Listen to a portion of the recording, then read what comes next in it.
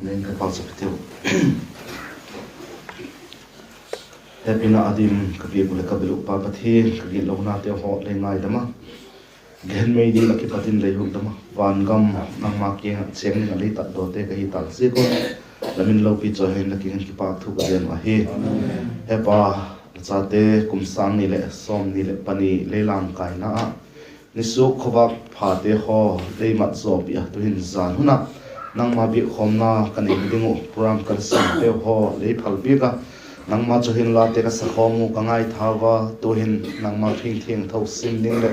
gen dingin ki sing sa ba ke ma gen tu le ngai tu ding te ho zo silung them ngai tu na nang man thu ni lang ke ma gen tu na thu tak te bep cha ka gen do ngai thami pi te ho na thu tak chai bang tak he them the ding le kadam sung ni deu tiam dan thiam the ding na nei pan pi che din pan pi na ka don he khovel che dan te ho le khovel thang te ho ke tako he le kalal pau jesu christa hum ki na ding anai ta leicung thina teplova kalal pau jesu christa ki tu pi jing thei te khanga kai tau ti ke china ka hin dan te nangin ka hin naw kum khat le be la ping na te ho he thiama nang ma doi dan te ho tok mang tau thei ding nangin kamau e puin e ki thu pi che tin tin la pan pi na kalal pau doi tang mai jesu minin la king ka hong don wa he amen psalm number som kuna sim khom ti ve psalm number som ku Sangkal ni bet baksim khom hiteno Psalm number som ko pek zasagi le som git le khat nanoi a hi Psalm number som ko chang som na to som le ni na som le khat na chok kan hiteno Psalm number som ko chang som to chang som le ni agingen baksim khom hitiu simtiu le kadam sung ni tew hi kum som sagi ahin hat na zekin kum som git le ahi thei hi asot na chule set gim na le boy na bep ahi abe pai in ke mau le ka be mang taw hi som le ni na sim sung tiu ti chun kadam sung ni tew tiam dan e hil in la pilna lung thim kanei kholo hil theina dingun The Bible sang sim na teo che thiam thedin pan chan che du malai som pek tan la igen mun ma ma to ni sung vel igen mun ma ma kum lu ya be ya kum thak mang hiu ti kha igen munu I het dingun do yoma a chang chang le tu kum be phidam ding ale ki gelu ngai ka sa hi a phalama pathian doi gol na isep thena dingo chon tu kum hi kei kadam sunga dinga kum nunung pen cho hitai ti bangle achang le hitadingin ka ging chai ti bangle ki gel lengo doyum ka sa hi himong ina ka ti poi hilele achang chang le mo tu kum hi kaya dinga hin kovela kadam sunga dinga kum nunung pen le hitana e ti a lunggel ngai tu na te achang chang le wak nei sek dingun doyum ka sa hi khovel thu thang te ho evak ena ingai tu a Bible in ilal pa Jesu Christan kahung kin na dinga nai tak le zegol te thil tung dinga hi ati te kha I hewa zeni le ziwonai hung ding ka hi ati po kahung na ding anai tak le zegol thil te tung dinga hi ati te atung tau zong zenga tulai wang a hin ti tiu nat pi te ho a hi lo le khovel pumpi bikin khat ho khat nei ding ti ho bangle a pasu apat bangle agamin a gam ta khovel thu thang te ho nat leng dan te ho thilum dan te hoi tak sai su to de di su to de tak le nipil ka he po thil le ka he tam po hil le ka he kham ka bak sut tawa Bible chi dan te ho ka sut khoma hi le ka kinep na cho le chung thina tep lawa enok gola ka hukdam pa ki tok pi dinga mai taning bangin ka kingai to chang a a hi kangak lama ma zenga ki tok pi zen ding bang hi ka thale anoma nangun lagel se demu ka hepo achang chang le gel ding in pha ka sa khovel lei chung gen theina na te ho aksana tamma ma jing te ho hin van gam e nai saka hi dan lan le isa se ko hi khala je ka chon ka ngai do se ka enok gola lei chung thina tep lawa sang dang lama kalal pa tuk ding bangin ka ki gel chang a hi ka ki lep chang a hi nangole chang le ki ngai to leo chin jigol chu la ngai to na din ka king cha he kum khat abeya ilal pa jesu krista hungki na ding chu kum khat nai hiu tina he tu kum le hi the hi ilal pa jesu krista iki tok pinani ngo chu tu kum le hi the hi tu kum le hi the ta hi second ayo Christian te ho hi i khat lo hun mong ta hi khat lo a hun tai ti chu i Christian hi now piang thak cha hi now pathian cha hi now i DAMSUNG ni te tiam dan thiama hin kho i ma to hun ma jing tai ka tina hi i thupi de mo chu DAMSUNG ni tiam dan thim ti hiding a hi ti khazing kalin le kala ken ta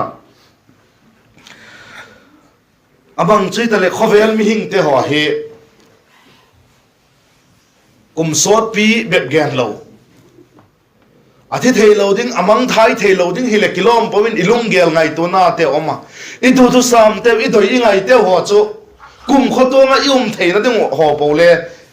hile kilom golin lung gel nein i seko lamdang ma hi mal som na ham phat na khovelem sung en dong ut lo kium din ka ging chapo idong ut che deng gen cha ga ma mal som na ham phat na idon thena ningo lampi khat au ma je chu banga hi em ken khat ten chu khovel mi ten gen lew chu bun chu di kai mat ding adik poi ka ti poi ye chu le hon khop ting dik na na hilele i bible in again na chu mo Psalm number pakhat na chang khat nai hitin again ai chu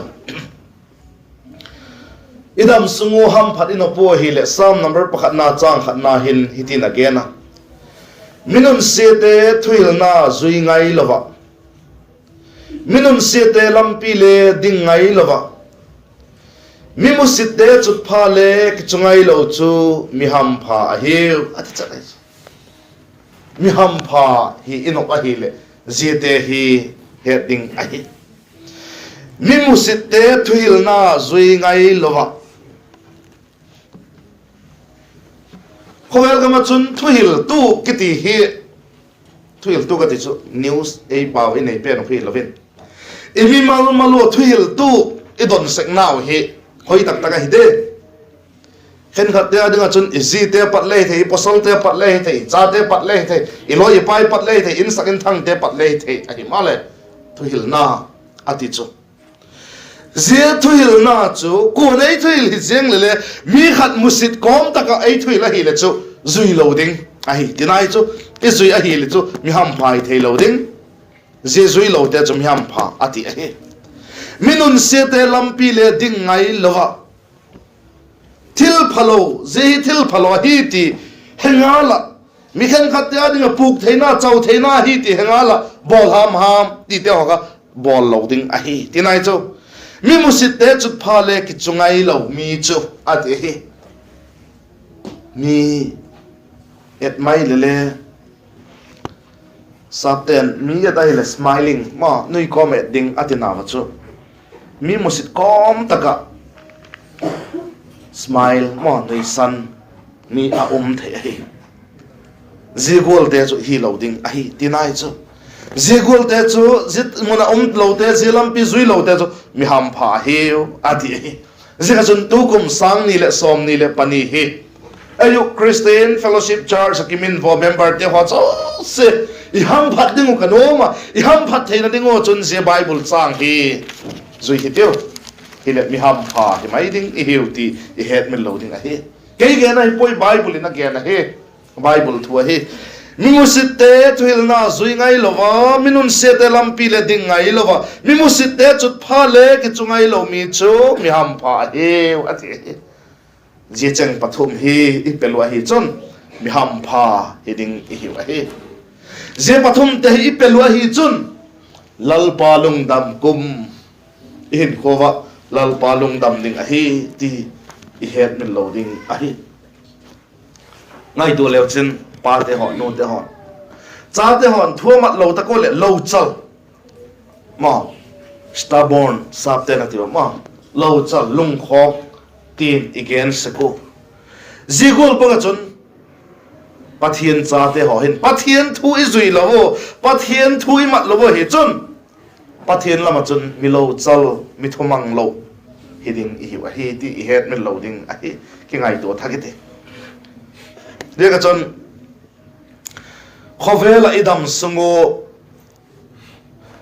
pathian kum sang ni le som ni le pani elang kai na ingai khok pen ding chu manga hidem ikidom diamo kum sang ni le som ni le ni pathian elang kai na ingai khok pen ding chu manga hidem kidong le heno igen achum mai the asia chum lo di mo hele achum mai the hile bible patin ken khat hung piek being katen hung sim being katen jesu ngai khok pen ni gon kadoi a he jesu banga hide chan chin pha mathai na je abung chu he tamai the khen khat tem chang som thum le thum bung gup na chang som thum le thum male chan chin pha mathai na je bung gup na chang som le thum hi ingai khok pen hi le kanum a hi Himalaya gam le digna chu hol masatavin ti chun je thil so se chule piek bela pin omin law ate chon pathian gam le pathian digna chu hol masapen lewgin khovela thil so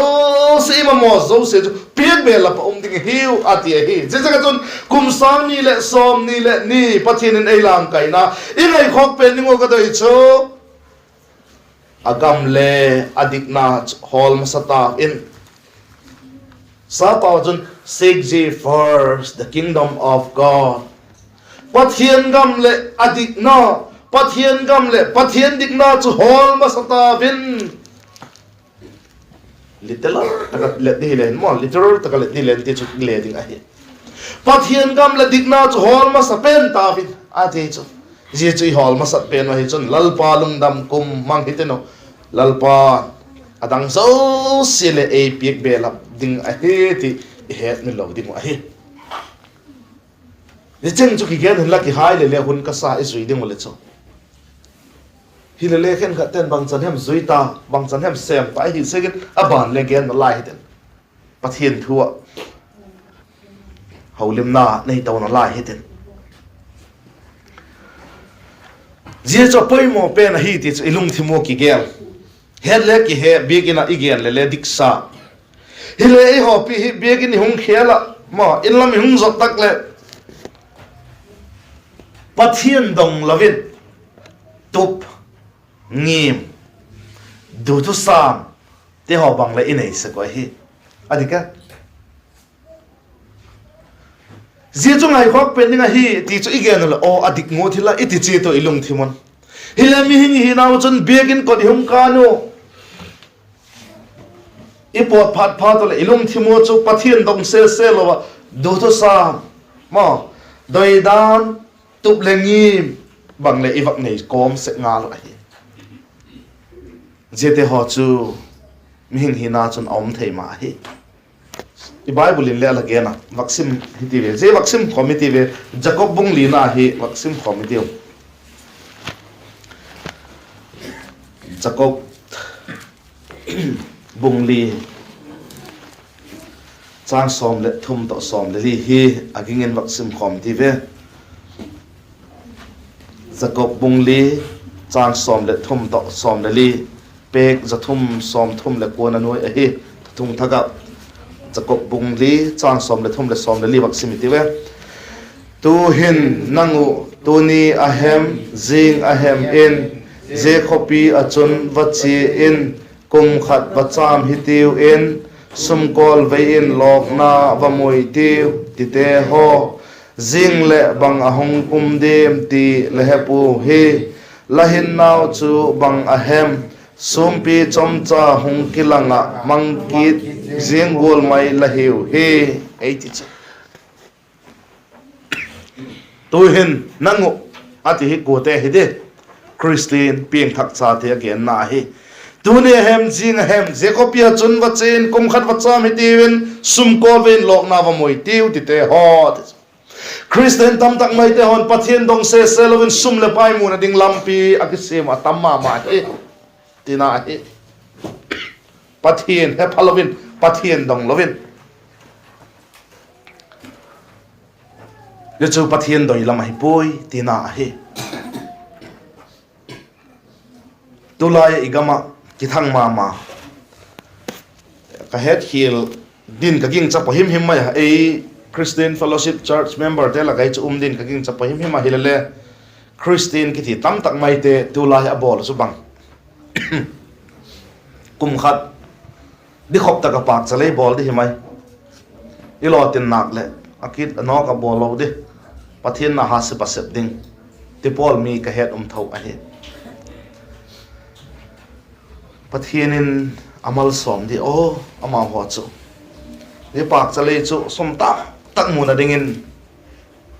amal som pik na di o ti ho ka ngai to nan om a hi chi te ho vel kha mi ka het nge nge again ho le om hi chi ka bak ge a hi abang chui tale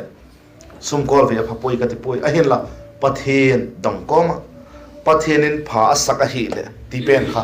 ei Christian te toy ding dan bol ding dan a hi ti het mi lo ding a hi je Bible chang ki pathi het ding ka doi ma jing chu panga hem iti hi le pathian doi dan to ki to ka lo te ho pathian ti dan ko la lo te ho pau chap na chu pathian ngai chun ki da ko ma he ati chu tu ni nang la hin ko la nok dan ta ka mang pathian doi lo ko la mang ahi wanga pau chap zel la hi chun pathian ngai chun ki da kom tak hiding ahi ati e Bible na ti he vaksimin ka e aki chin na dingin thupil te bung som ni le pagit na chang ko na ahi thupil te bung som ni legit chang ko na chun dan le ngai sak ta lo mi chu apau chap na le ki da kum ahi ani chu thupil te bung som ni legit chang ko na dan le ngai sak ta lo mi chu apau chap na le ki da kum ahi je da na ti pathian thu gen na hi some numbers are som le pakona ho sim le chun la dan thu ati te ho Bible thu gen na hi je da ka dan le ngai sak ta lo mi chu apau chap na le ki da kum ahi ti dan ati pe pathian thu ahi pathian thu ngai sak ta lo pathian doi dan le hol ta lo hin ko mang te ho pau chap na chu ki da kum ahi ti Bible in again ahi abang chui tale min hi na hin tup lengim du thu sam tam pi nei thei ma hi ahin la je tup lengim tam pi doi thei nei thei hi na chun I he dingo to yum ma jing chu bang hi em ite hi le I hin kho he bang hi em ti he chen ngai ma jing hi nang hin kho bang hem ke hin kho bang hem la tup lengim te ho chu bang hem ti kha ngai to in lang nang hin kho khale bang hem ti kha langai to som zel ngai hi achu ti lo hi chun hi khil ding hi zedaga Jacob zik isim na achan ihin kho chu sumpi chom cha hung kilanga mangkit jeng gol mai lahiu hi ati chala tulai phalbia hi jingka le khoi thole suma jinga sum tampi jing khoi hel lo kalin khoilam tunga ma khepo nisa hung so ngal the hi ma zigol be chu hi lahin kho I kahin kho ti I het mi loading ahi Peter thol khatna bung khatna chang som ni lali hosim le chun in kho he ham pa gol be hi jingka la hung don do ka nisan hung ka nga voi gol mai be hi eitin na lai chla in kho hi ji gol be chu hi ji ga chun sum bi gol mai ham pa hung sel do ka nisana ka le voi gol mai be hin kho nei te hi je go chun e hin kho hi bang ma cha hi po pathiana nga chun kilet sak pi ding bang ma chai nei po ti a ke chen a he pathiana kil sak pi ding bang mai nei po I hin kho zemu chule pathiana a he ma pathian thu ma he e ka chon ki ngai to he te bang malo mai pathian nga chon bang malo mai he Davidin amuchen ma seng hitin ala zika e thupil Psalm number som thum le kona achun Davidin hitin ala zika Psalm number som thum le kona achun chang lia ki patin chang sagi tiang hong sim leng Psalm number som thum le ko chang lia ki patin chang sagi tiang hong sim leng hitin a ki zika lalpa katop na ding le kadam chan ding chu bang chan hiding a hem ti e het sakin la kadeng dal dan tak hi e het saktan kadam sung ni kho hi tuk bang zat a hem be pin la sema kadam sung hile lamit mo in bang makama hi poi mitin hi bang malo mai a heu mitin hi lim gol be pa heu a boy thon mai mayoi kun hun loading a hem ti Halloween go a khol khom sekwe tu hin olal pa bang hem kanga nangma be ka kinep na la he Davidin a hin kho mi hingte hin kho amuchen ma singa tunin hin kho damsung ni tiam dan thiam hi theina ngo chun David golin ayun le en chen hiteu muchen hiteu David ti golin ayun le pathin kengin ti hiteu katinom a he lalpa katop na ding le kadam chan ding chu bang chan hiding ahem ti het sakin la kadendal dan takhi e het saktan supite ho e dendal dan takhui ki helew hin ko he akilet sak de ko he midang musit de mo e dendal da taku muchen levin ko macha ke le sakding ki pon den ko macha ki muda ding ki ho ding ki loading a he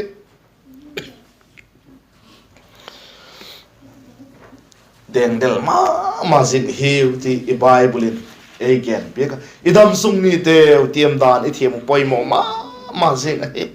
bible sang tel now chun alagena Psalm number som kona isim now chun e again beka dam sung niu chu kadam sung ni dev hi kum som sagi a hin ha na zekin kum som gi le the hi ate zetak bible chang dong zoi hin idam sung ni dev tiam dan kizil thak ki the khat ve wai khan le kala gen tai to nin zil thak ki the idam sung ni dev tiam dan zil thak ki the kum khat a hin ni zathum le som guk lenga a uma kum som sagi dam ding hitale chen tulai calculator hole phone veka hi jikin calculate vak bol leo chen 365 into 70 kha vak bol le chen ni sing ni le sanga le zanga le somnga apha hi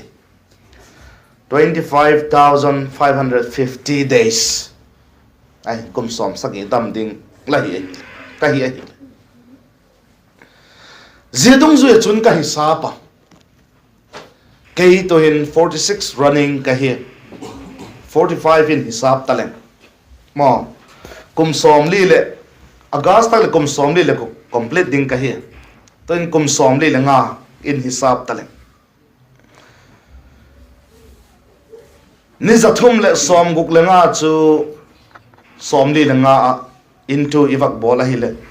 ni sing khat le sang guk le zali le som ni le nga kamang zo ta hi thabang za them chu tole hin alai ding hi le akim khat wal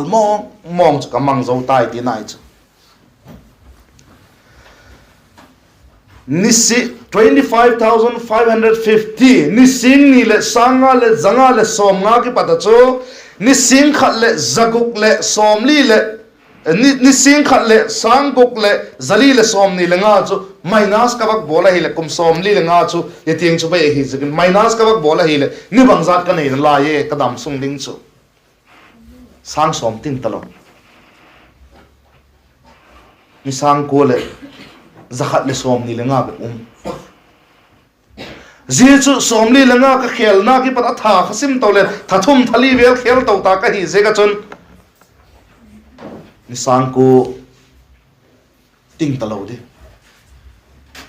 ale ke sang ko pa te hoila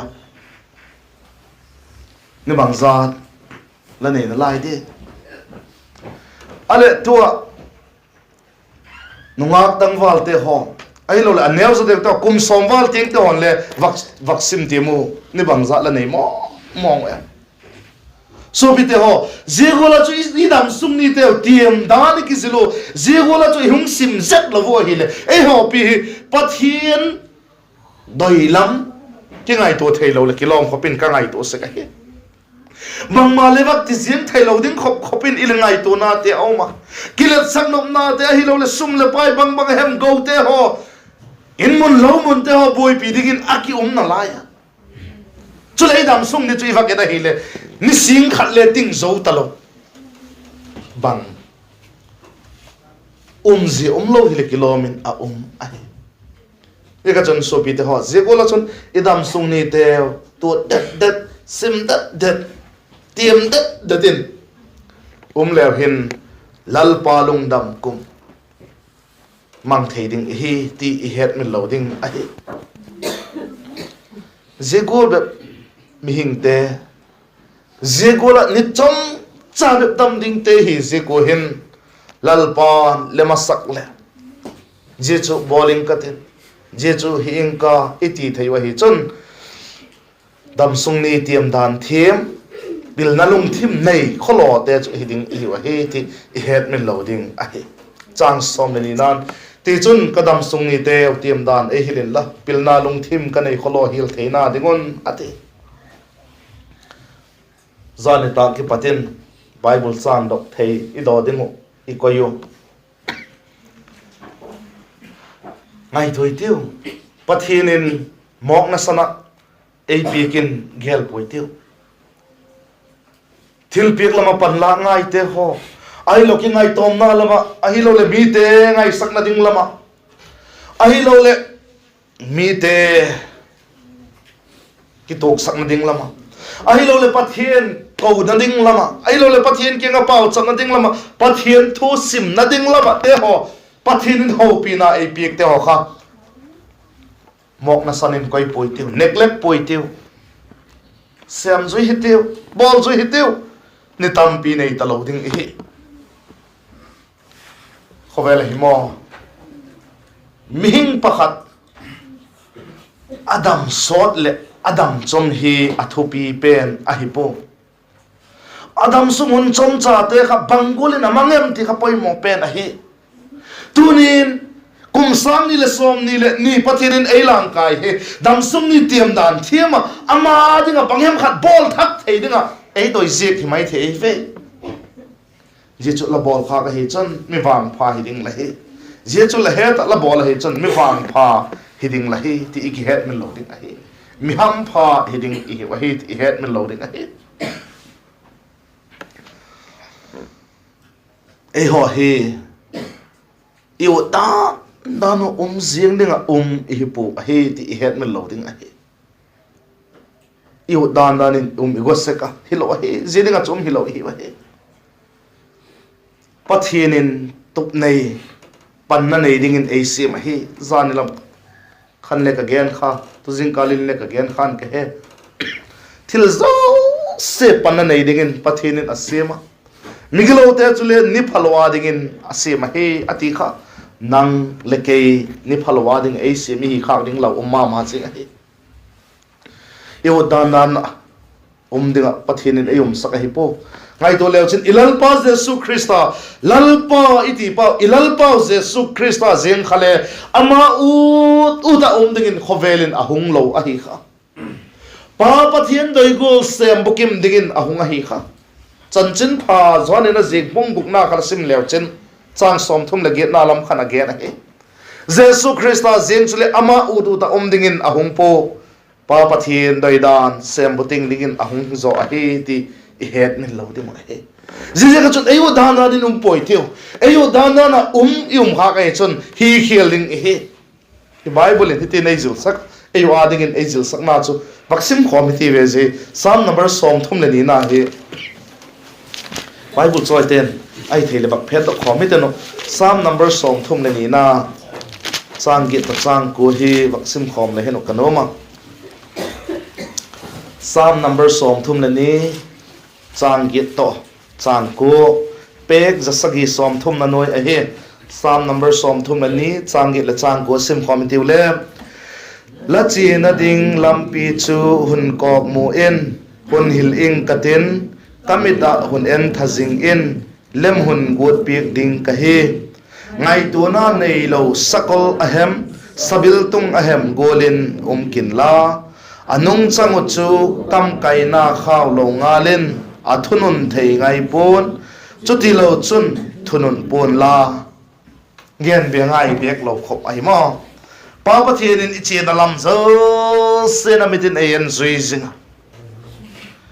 ama doi ko le zinga hi chun leme got pek to zalentin mal som na dong zelding hi tina he ahin la dan again gol ei ma doi dan ei ma u dan hi chun ngai tu na nei lo sakol hem sabil tung hem gol chui khading hi ngai tu na nei lo sakol hem sabil tung gol ahemin kin la ati sakol hem sabil tung hem te chu akamo thi ki tu a zia thi ka ki tu ki pa chu ikai hei lum let lo hi chun thunun thei hi lo hi ati nai chu tu ni nang le ke lalpa ei doi na te ho izui mai lo hi chun achang chang le haksat na hoi se pi le ei kai hei thei a hi ti akichin a hi sakol hem sabil tung hem ading akama thi ki to mai chu anum de a pe but la hi lo mo hak sama ma ding a hi ti nai chu zigul le chun tunin nang le ke pathian doi lama hin khoi mat lo hi chun pathian in hak sathak mai